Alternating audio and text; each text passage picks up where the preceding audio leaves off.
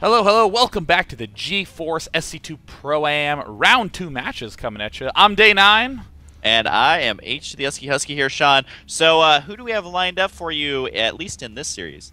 Well, there's some names that I'm sure you'll recognize here. SlayerS is not actually SlayerS. This is a member on his team, SlayerS TaeJa.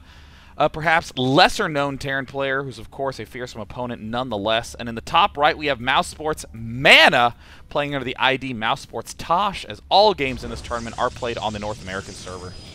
Yeah, so sometimes they are forced to use those separate names. So I just want to apologize, Sean, if I get the names wrong 800 times. Just look at the title of the video and you'll know which each player is, as I don't know if I've cast a game before where both players are under a different alias for this game. It's okay. These are the travails of the caster. We will do our best to hero mode it for you. We'll have 300 APM memory as we're blabbering away.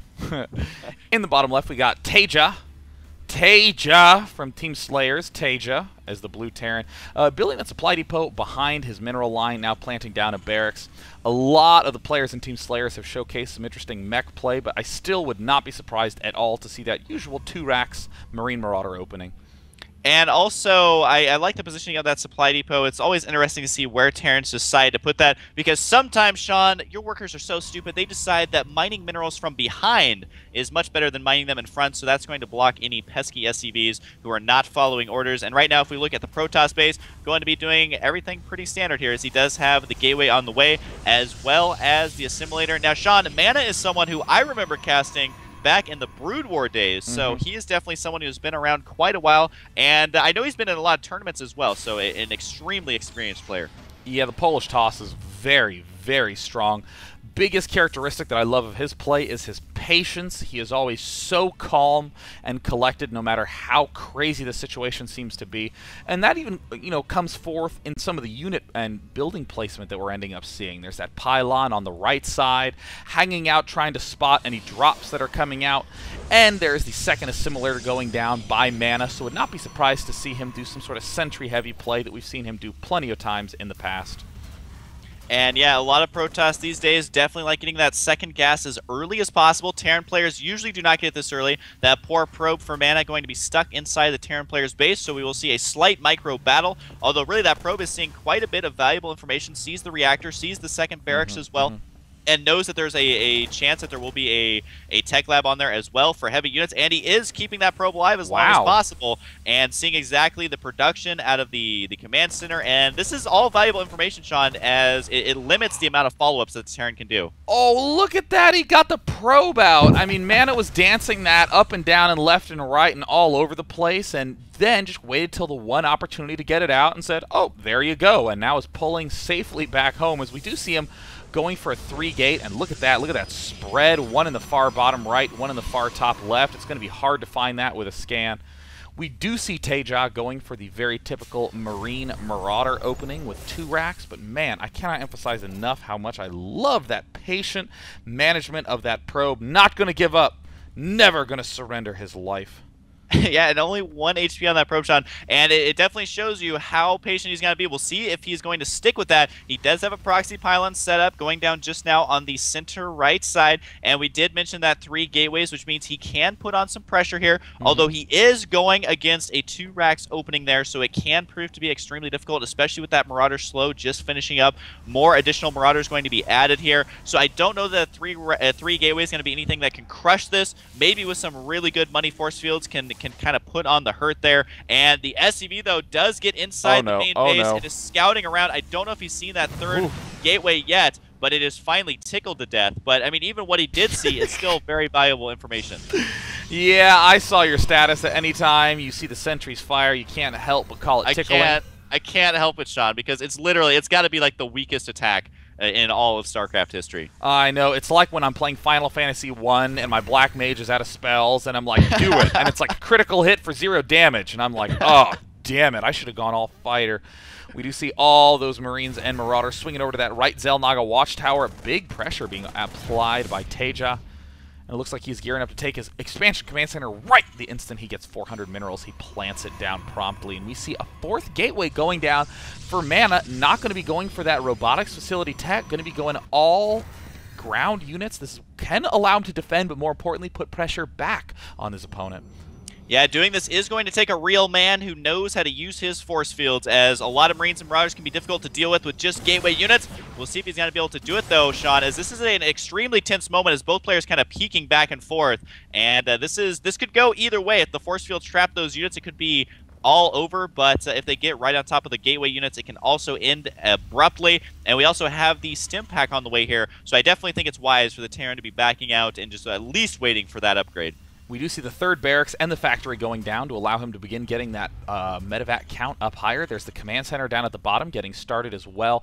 And this is a pretty unusual situation that Terrans have been blessed with upon discovering the versatility of this 2 racks opening. They have map control. Almost never in other Terran openings do you have this map control. These Marines and Marauders can freely move about the map, and look at the rally points. We even see more Marines and Marauders marching their way up to that right Xel'Naga watchtower. Amazingly, MaNa gets control of the left Xel'Naga, so we can get a good sense of what's up. But a couple Stalkers moving forward, and they are going to have to go for the retreat, and one will get just going to take a little bit of hull damage. Once he recharges that shield, he will have some cool scars to show off at parties.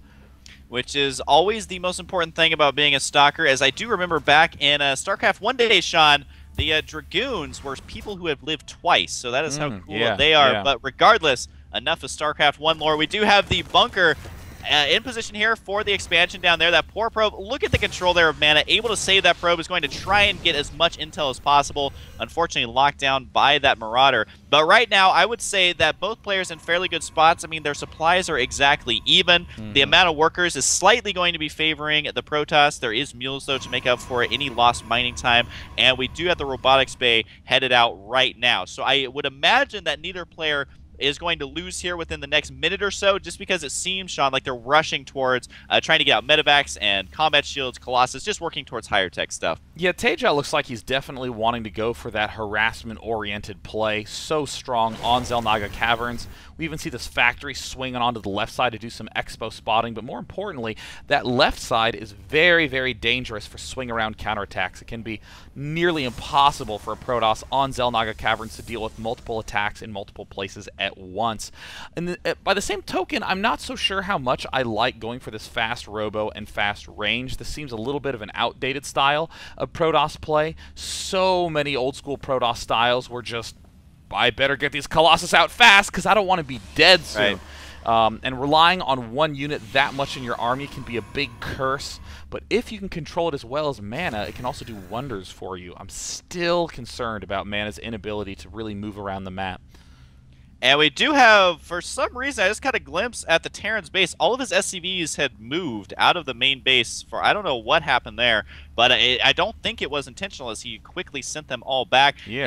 And he was also supply blocked there for a minute. So our Terran player is a little bit behind of where, if he did everything perfectly, he should be. But you can see his supply count is not falling behind at all. And the Colossus just now going to be finishing. Neither player has any upgrades at this moment. But you can see splitting off 4 dropships going each way. And this could be very difficult to hold off as a Protoss. It's because you have to send the correct amount of units each time. Otherwise, it's not enough DPS. And we do see, there's the drop at the right, dealing damage. Doesn't want to get too far into the main, still wants to be able to retreat in time. It's going to see the Stalkers try to do as much damage as it can. And wow, nice job by TaeJa pulling back. And at the same time, there's those medevacs swinging around the north end. They're going to spot a Stalker and just pick off these 2 pylons. We see the Colossus there to greet him. But oh no, it doesn't have range yet. He could sprint up and take it down. It's at half health, a third health, and it stays alive barely.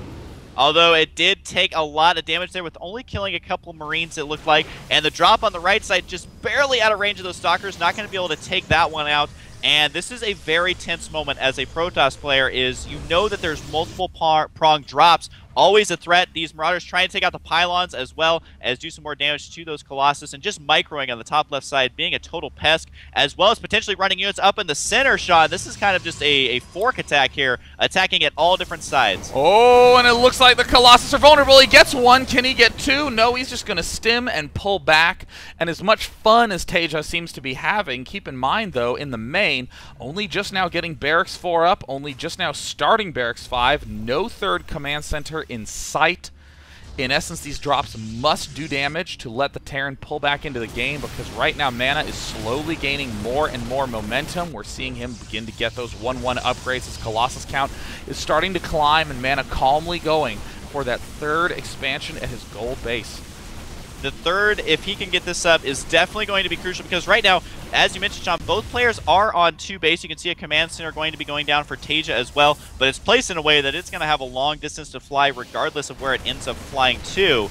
And so we can see the high yield expansion just now going down for our Protoss player MaNa. He is losing a couple of Stalkers here on the right side to nice Marauder play. One thing I've noticed about TaeJa is he's really focused on the micro of using what units he has, and so far hasn't lost a huge devastating battle. But I mean, he's going up against that double forge that Protoss are loving to do, and that +1/+1 just now finishing.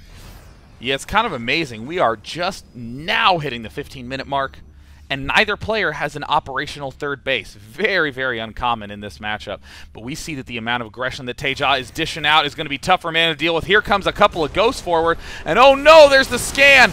It looks like the Colossus, great EMPs by TaeJa. The Colossus out of position. The Vikings rip it apart almost immediately. No Zealot leg speed done. TaeJa hitting it at just the right moment, and there is almost nothing that MaNa can do to keep this expansion alive, and TaeJa ahead by almost a full 60 food at this juncture. Very, very difficult spot for MaNa to be in right now. Chrono boosting as many warp gates as he can.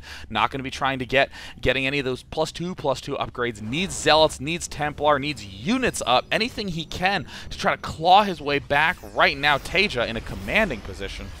Now, there are 3 High Templar on the field, but we have already seen the Ghosts utilize fairly strong EMPs, and on top of that, MaNa is adding, I believe it was 4 gateways that he just added on, probably expecting that high yield expansion to pay for these, so he's really only going to be able to make about 1 wave of Zealots before he is completely bone dry on money. And so far he does have Zealot legs, does have Psystorm finishing up right now, and so he does have some nice tech units. But during that battle, I think the big mistake was he was attacking those Vikings, even though there was way too many Vikings to try and kill before the Colossus goes down, which means that the Marines and Marauders were able to just clean house. And we'll see if he can recover from that moving forward, as he does have 1-1, is not working though on that 2-2 upgrade, and now the Terran player is equal in upgrades and has started his +1/+1, so that's not a good position to be in, especially since that high yield expansion being taken by the Terran. EMP's going down, picking off a couple of those High Templar, but we still see energy left as a nice storm gets planted at the front, but TaeJa just tanking it, marching right through that storm. There's not that many units there for MaNa,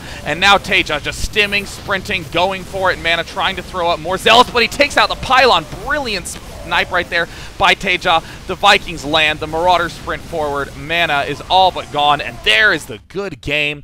What a convincing micro-based win by TaeJa. I mean, incredible control that whole game, and we saw him even getting a little dangerously behind on the unit count and the expo count, but able to control his way into an advantageous position. That was a fun match to watch from the Terran point of view.